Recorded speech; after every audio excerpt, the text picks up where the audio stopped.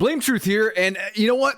Enough is enough. It's time for a change. I'm going to expose Activision. If I die after making this video, what is that John McAfee quote? If I die, it's of no fault of my own. I have good food. I'm happy. Yada yada. We're going to just rip the lid off of this. I've been working on this video, and today just gave me the cherry on top of the shit sundae. First and foremost, I want you guys to like this video. Hell, comment on this video. I want this to get absolutely launched into the YouTube algorithm. I want this video to get pushed into the algorithm so hard that people that don't even like Call of Duty or know what it is see this on their homepage. I want this video to get pushed out so far that it does a run-in and hits the heavenly ghost of Eddie Guerrero with a steel chair before he does a frog splash onto St. Peter. All right, let's get this shit out there because everyone needs to see this. I want you to see exactly who you are supporting by supporting Activision, Black Ops 6, and their other shitty fucking games. And this dev team is guilty by association. Treyarch, you suck. Eat my asshole until it resembles a California raisin. Let's get right down to brass tacks, okay? First and foremost, Activision has lied. Let's cover the cherry portion of this video first. Activision has lied straight up and manipulated us on this new community challenge. I just got through watching Nero's video on this where he covers that we're behind schedule to unlock the amount of kills needed to get this pistol, this new pistol or whatever. What does Activision do? Well, they decide to release the bundle for this pistol in the shop. And they call it the Debt Collector. Very ironic. Almost as ironic as putting in an Australian shark into the shop while Australia's servers are burning alive! Are servers alive? Does that even make sense? I don't know. But yeah, it's like day 5 or whatever. Australian servers are just fucked. Let's release a shark bundle and give it a punny Australian title. They're rubbing it in your face, man. Like at this stage, they're rubbing it in your face. But back to the whole Blueprint bundle thing, they're creating fake FOMO. I would argue that the numbers that they show, I mean, Nero did the math, and like they set the event to 13 days, which they figured out the average amount of kills per day, and they set the event to 13 days, which sets this mathematically to not hit, basically. So they're creating this false FOMO to sell you this bundle in the shop. It's like, how are people this fucking dense that they don't see this? Is the COD community this fucking dumb? Are you fucking dumb? Answer me, please.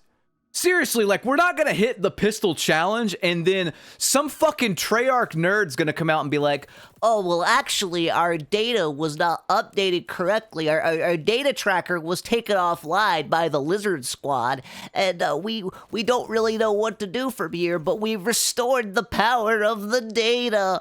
They're gonna fucking do that. Probably, and make up some excuse and then give us the pistol. It's like they're not gonna not give us the pistol. And I know that's a double negative, but forgive me, this is not English class. This is YouTube.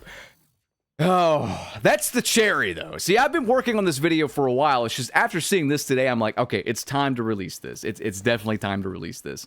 I'm gonna cover multiple lies they have done, and we're actually gonna go back in time to 2019 at the very end of this and give you the final frontier lie, just to show you how long they've really been doing this. But no, they've been lying pretty much since last year, egregiously. So let's start off with a doozy.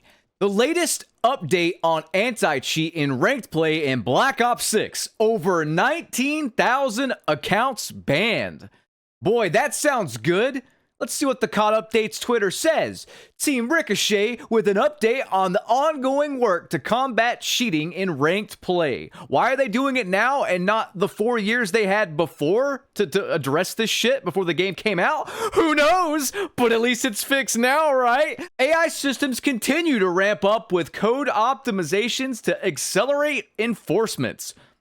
Okay, sounds fancy. Over 19,000 ranked play bans since the mode launched. Hourly sweeps to remove cheaters from the ranked play mode and leaderboard.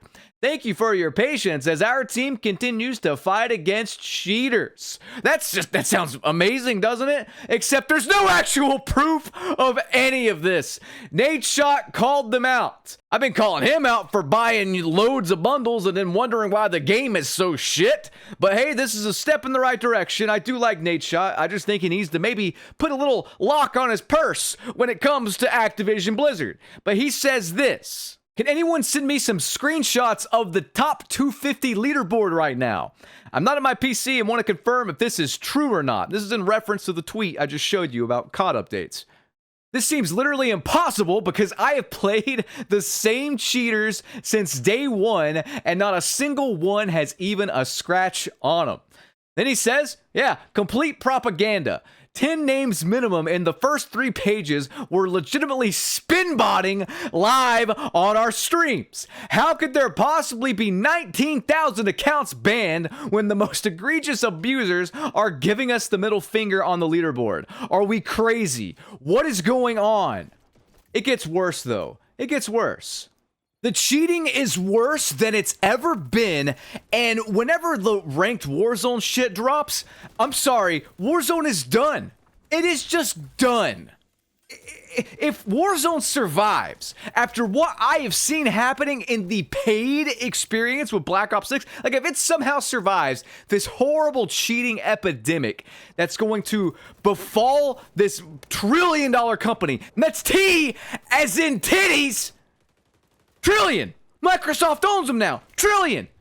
If this game survives, Warzone survives, and people continue to play this stuff, after that, they could just get away with anything. They could release a literal jar of fucking fermented, moldy dog shit and write in magic marker on the outside of the jar, Call of Duty Shoot a Man 22 2025 edition, and people will buy it next year. We're getting to that point. Straight up. I thought the game should have probably, bit the dust with the debacle that was Warzone 2 when the Modern Warfare 2, era was happening. But somehow it survived, and then Warzone 3 comes out, and I've seen pretty much nothing but negativity about it. It's a disaster. They walk back so many quality of life changes. There's no way this game survives. There's no way this game survives if the cheaters take hold. I mean, we've seen enough cheaters just in pubs, in Billy Goat 57, and hell, in Keller lobbies, those bottom tier brackets. Tactical Brit showed us that there's cheaters in even the bottom tier.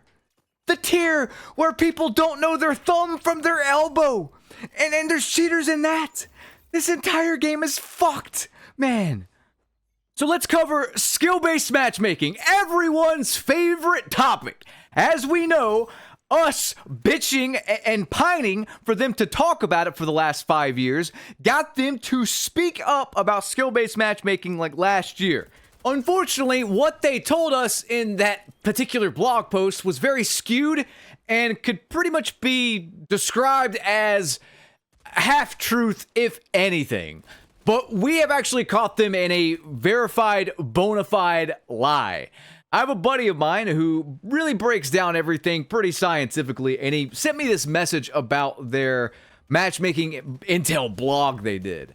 Now, this is interesting because we've always known they're full of shit when they talk about this. And here's an example. I'm just going to put this weird, stupid graph where they secretly turned off skill-based matchmaking. They used us as guinea pigs for Modern Warfare 3. So they secretly turn off skill-based matchmaking. They don't tell anybody. They select a certain group and turn it off. And that group, ended up quitting more if they were bad. But the percentage... it's so minor. I mean, it's it's not even 2% per bracket. It's so minor, it may as well not make a difference, but the entire experiment is flawed because you cannot condition a player base to expect a certain sort of matchmaking for literally 5 years. 5 years, turn off that matchmaking. If it's radically different, they're going to notice it and they're going to think something's wrong or something's weird and they're going to quit playing it because it's not their usual consistent experience and you haven't told them why. That's gaslighting. Of course, the higher skill bucket people stayed on more because they're like, oh, finally, I feel like I've broken skill-based matchmaking. That's probably what they thought. But regardless, they use this to explain why they still use skill-based matchmaking. But I got a message from Sub1KD, who is known in the community for breaking stuff down and doing some pretty scientific experiments on all the stuff behind the scenes. And he sent me this. So basically, if all they did was turn off skill, but left the framework otherwise intact, lobbies are still carrying skill distribution, console versus PC / controller versus mouse and keyboard, which carries in 8 skill differences.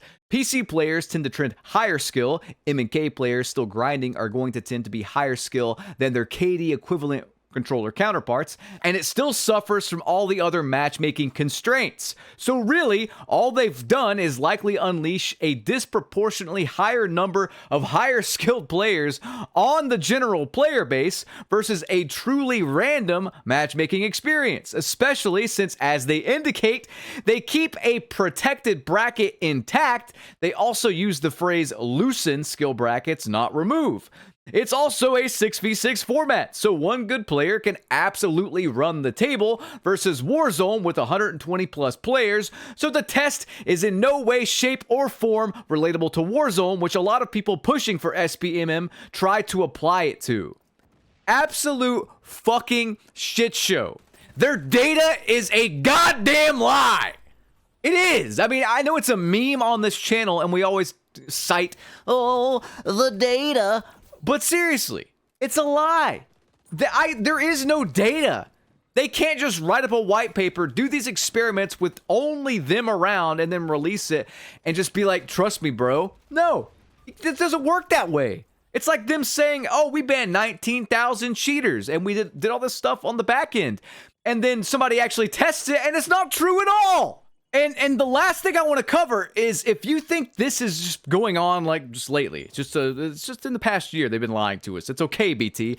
They've been doing this shit since 2019. I want to show you the 2 most egregious examples, and this just sent the community in an absolute uproar when it happened.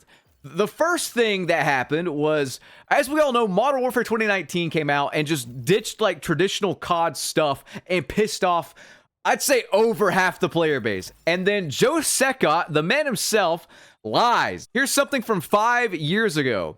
Pro player Aches, who now works on XDefiant, claiming Joe Secott is lying with regards to Dead Silence and devs working closely with pros to test out what works best. That is a direct quote from Joe Secott. He's working directly with the COD pros to see what works best.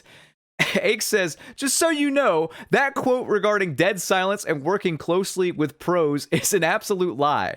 Unbelievable. They probably will fix it because they legit have to. It makes the game nearly unplayable. They never fixed it, by the way. But they aren't currently working closely with any pro, laughing my ass off. That was back in 2019. And you might be saying, well, that's old news, BT. Let me show you a lie that literally got a community manager trolled out of the fucking job position. I mean, she was terrible at her job as well. That didn't help anything. But no, like, Joe Secott threw her under the bus. Back in the day with Modern Warfare 2019, I think it was the gaming revolution that started this rumor that there was going to be a big overhaul, much like Call of Duty World War II in 2017 had an overhaul to fix things that the player base were not happy about.